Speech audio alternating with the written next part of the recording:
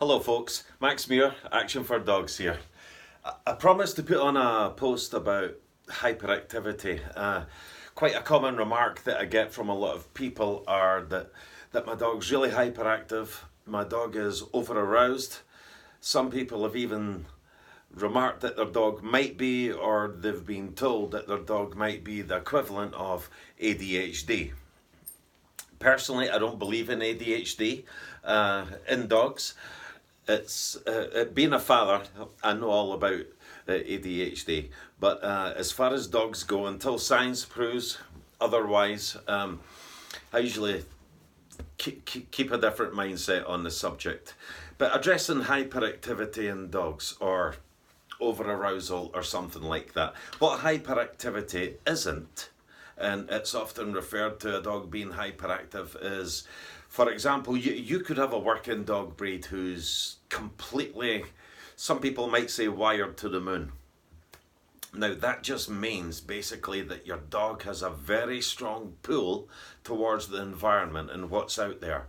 You may have a setter, a spaniel, a collie, a labrador, whatever it is, but there'll be certain elements of the environment that just really light up their world, and they are an instinctive overkill once they get out there. And that can, because they're wired to the moon, that doesn't necessarily mean that they're hyperactive. And in fact, it doesn't mean that they're hyperactive. You may have a working dog as a pet who's just in working dog mode. That's not hyperactive behaviour.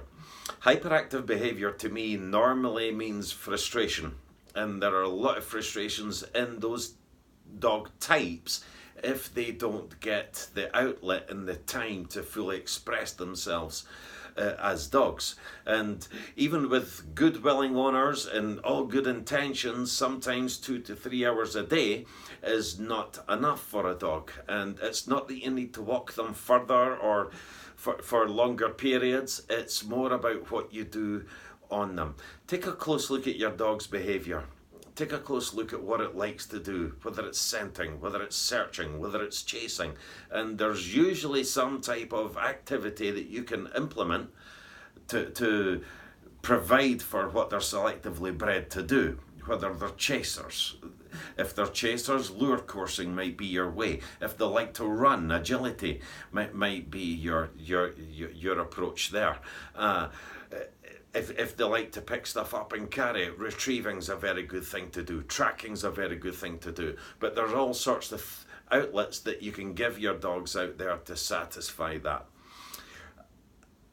Outside of seeing your vet and outside of looking at your dog's diet, that's seen on nutritionists, I would also look at the activities that you can give your dog, because these can also contribute heavily to hyperactivity. High arousal behaviours, you can also get fixated behaviours.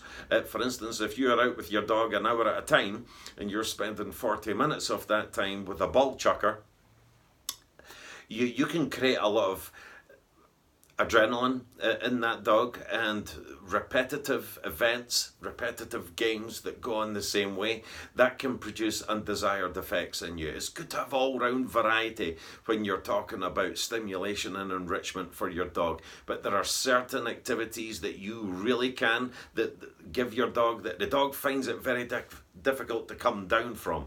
And it's good to get a balance where your dog can use its brain as well as its physical attributes. That's really important. Generally, when I look at working dogs and working dog types, I don't see too many hyperactive dogs.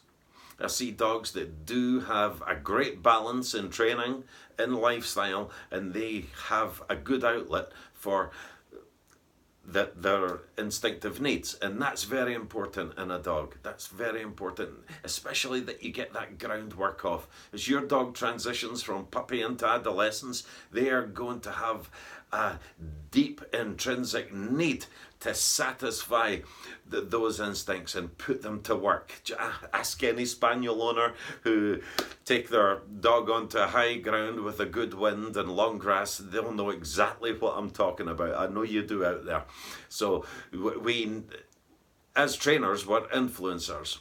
We want to influence our dog's instincts as much as possible so that they work for us. But generally, frustration comes from lack of an outlet for your dog to express themselves, or too much of a certain type of outlet, which really winds the dog up physiologically and mentally. So a good, well-balanced routine and structure of training, of relationship, and an outlet so your dog can exercise all those needs will generally take care of any hyperactivity or over-arousal behaviour in dogs. Personally, I don't believe in ADHD.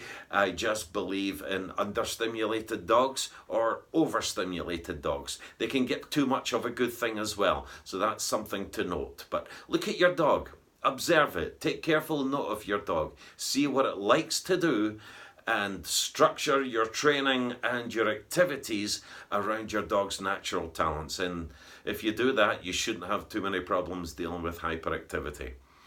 Thank you. Please like, share this video to anyone that you think it might be of benefit to, and please subscribe to my YouTube channel for all upcoming videos related to training and behaviour. Have a great day, folks.